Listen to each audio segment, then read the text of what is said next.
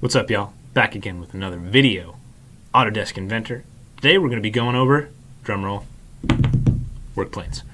Work planes are an unbelievably diverse way to draw, create, extrude, revolve from all sorts of crazy angles and all sorts of crazy places. Mastering work planes and the plane tool right up here is what kind of creates you or makes you the master of this program. It allows you to draw anywhere that you want, kind of from different angles that are hard to achieve just using the regular starting 2D sketch. So here's an example. We're not going to jump into too much of it today, but we're going to draw something that's a little bit weird. Now we can't really revolve a shape like this. We could maybe something like that, but this is a weird shape. It doesn't have a flat bottom from which we can extrude in one direction. It's a composite shape. It's extended from a couple different directions, means it's kind of centered in the middle of the shape. We couldn't extend up. Anyways, this is weird. So I'm going to be going over strategies for how one might draw something like this, and I'm going to have some shapes for you guys to practice as well. So let's go ahead and get started with how we're going to tackle this thing and how we work with work planes. I'm going to start by drawing, I'm just going to draw this. Forget about this kind of silo shape and just draw the block here that we've got, and we're going to work from there. And then we're going to start subtracting, and then we can add the silo in later. So I'm just going to draw this basic block shape. Let's go ahead and get started. So go back to my sketch. We're going to start 2D sketch, draw from the bottom here. It's good practice to keep our shapes centered about the center of our origin in our program. So I like to use the 2-point center rectangle. Our shape is going to be the bottom rather is going to be 3 by tab over 4. Again, pressing tab to get to that second little box. Let's zoom to fit, and that's good. That's good enough.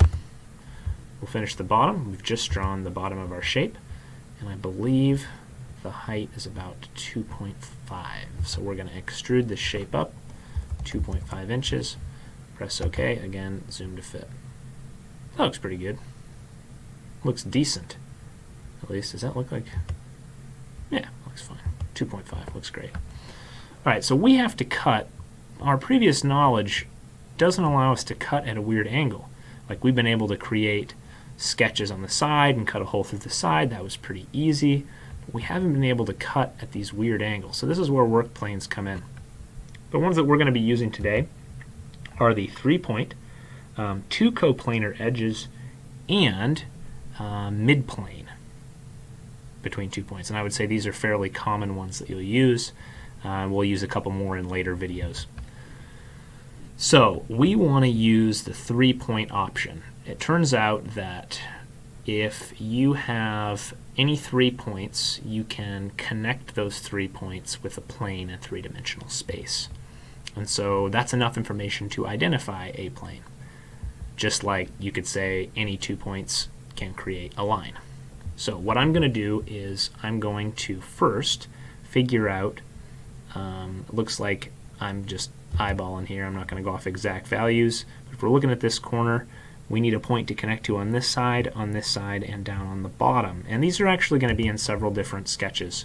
So I'm going to start on the top, and I'm going to create a sketch on the top, a new sketch, and I'm going to be using my line tool, and I think I'm going to draw this way. Now these are just construction lines, so we can get the points that we need, and then I'll draw over this way, however far I think I need that to be. I think that looks about good, and we'll finish sketch. So now I've got these 2 points that I can now reference to use my work plane, and I could click on either one of these 2 faces and create a sketch to draw my last one. Coming in from the top, click to grab down there and slide down. Good. So the lines serve no real value other than telling us where the points that we need are. We can now select the 3-point plane and click on these 3 points. Now this is going to look a little weird. So there, a plane is like a sheet of paper, except I don't like sheet of paper because sheets of paper have edges. This plane extends off infinitely in all directions. If you ever want to interact with a plane on Autodesk Inventor, you need to click at the edge. If you see this icon, that means you're moving the plane. Now this plane is just a way for us to visually see where it's cutting through an object. If you were to draw anything on this plane, if you click on the edge and press Create Sketch and draw over here, it's still going to be drawing on this plane at this angle. You have to realize this thing extends off infinitely in all sorts of directions. So let's see if I should be able to resize it. If you click out here, you can click and make it bigger. It doesn't actually matter where the edges of this are, and I'll show you that more in just a sec. Let me resize it again. I'm going to make it small just so you guys can kind of see what I mean by that, if it'll let me. Okay, it's being kind of a stickler here. Let me try that again. Okay, let me resize it. I'm going to make it a little bit smaller. And so what we're going to do to get rid of this corner of our shape, there's a couple things we can do. I think this is the easiest. I could be wrong, but we're going to go for it. We're not going to extrude yet. We're going to click on this object here, or this work plane, and we're going to create a sketch. Now in this sketch, I'm looking flat down at the plane, which is kind of turn my object sideways. I'm going to grab a regular 2-point rectangle, and you want to try and completely enclose the thing that you're cutting, so it doesn't have to be within this area. I'm going to just select like this, okay, create finish sketch, and we're going to, just like if you've seen us do extrude before, we're going to extrude using this rectangle. Now notice if I were to extrude and create a solid, it would kind of merge these two blocks together.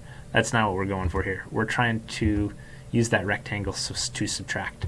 So we're going to press cut, and we're going to make sure that we are cutting away and not cutting in, but cutting away from our rectangle and removing that object. And now look, we've got this nice pretty cut we can take a look at. The problem is that doesn't look like what I have here. There's no big blue thing in the way. So we've used this plane to draw something that's been useful. We've had our fun. Now I want to make it go away. You don't want to delete it. You just right click on the work plane to make it invisible. Same with these sketches. Those were just construction sketches. So you can, I just delete, whoops, we're going to make these invisible so we don't have to see them anymore. We might need to use them later though, so we'll keep them there for now. Okay, cool. Now I've got this block. I think it looks pretty good. Let's go ahead and cut a hole, drill a hole through our block. I'm going to click on this now slanted face that I've created, and we are going to draw a circle cutting through here. Boom. Alright, finish sketch, extrude, cutting that circle directly through my shape. Boom. Boom goes the dynamite. There we go. Look at that. Circle cut through. That's looking solid. Alright, I'm going to go over a couple more different kinds of planes that you can draw that I think are going to be useful for your assignment. Let's see here. The first of which, let's take a look. We're still not done. We got to do that weird silo shape that's in the back. So if you take a look here, you'll notice that we can't really create something here to get started. We can't really create something on the bottom, at least. There is a way, but I don't want to unload too much on you at once. So I would say the best way, since it's centered either way, we're going to create something that's kind of halfway between the top and the bottom, and that's what this mid-plane option is for. So you go to plane, mid-plane between two planes in the middle. So you click the top, rotate the block so you can see the bottom, click the bottom, and we've just created a work plane that's halfway between those 2 points. Let's get back to my normal view. Now I want to create a sketch. Oh, you'll notice the bottom of that plane is blue and the top is orange. One side indicates positive, one side indicates negative. I believe, I don't remember which one's which, so I'm not going to commit. But that just kind of determines which direction extrude's going to happen and a couple other things, as far as I know. I'm going to click Create Sketch, and what I want to do is I want to create my circle over here in this top corner. Now, if I'm drawing my circle, I'm using this as a reference over here. I'm drawing my circle before I extrude. I am not drawing this circle on this block. In fact, you can make this block completely go away, or make it invisible and continue your drawing based on what you have, and you can make it come back again a little bit later. So you can draw your circle, you press Finish Sketch, there's my object. We can extrude this circle. We want to do it symmetrically, and that seems a little too big. So let's drag that down a ways. Now I might need that block as a reference. Let's see here. So you can click, I guess we got to finish first. 2.5, 5. It's 2.5 tall. So I'm saying maybe right about there. Okay. You're probably saying where to go. It's part of that other solid. So when we come back over here and right click and make it visible, we'll be able to see the silo shape that we've created. I think this thing looking pretty solid. The last one that I'd like to go over here before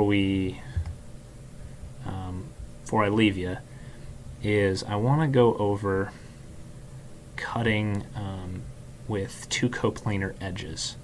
So as long as two edges are parallel, we should be able to create a plane between them that we can use to remove things, and I'll show you what I mean. I'm going to create a sketch. Let's do this top. I'll create a sketch right here. I'm going to create it parallel with that bottom edge. Clicking here, coming across, making sure that that is flat, and actually it doesn't matter, that doesn't need to be connected if we're just going to cut and remove. Coming through there, press Finish Sketch. You can also create planes between two coplanar edges. So if you click here and right there, it will create a plane that passes through those two lines, and then on that you could create a sketch and remove something if you so desired. Choosing this, highlighting big rectangle, Finish Sketch, extrude, profiles the big rectangle. We're using it to cut in the opposite direction. Just removing. Okay. So I know this wasn't in our original drawing, but we can come back and clean up our model so it looks a little bit nicer and get this kind of weird shape. So you can use these other edges and so on and so forth to create these work planes. The last kind, and I'm going to say this one because it's probably going to be the most used, is creating an offset plane. To do that, you might not need this for your assignment necessarily. It's just good to know. You can click on any plane and then click and drag the direction you want to create a plane that's a distance, and we'll go over that in the next video. So thank you for watching, and I hope you guys learned something, and I hope you guys use this to make something amazing. Take it easy.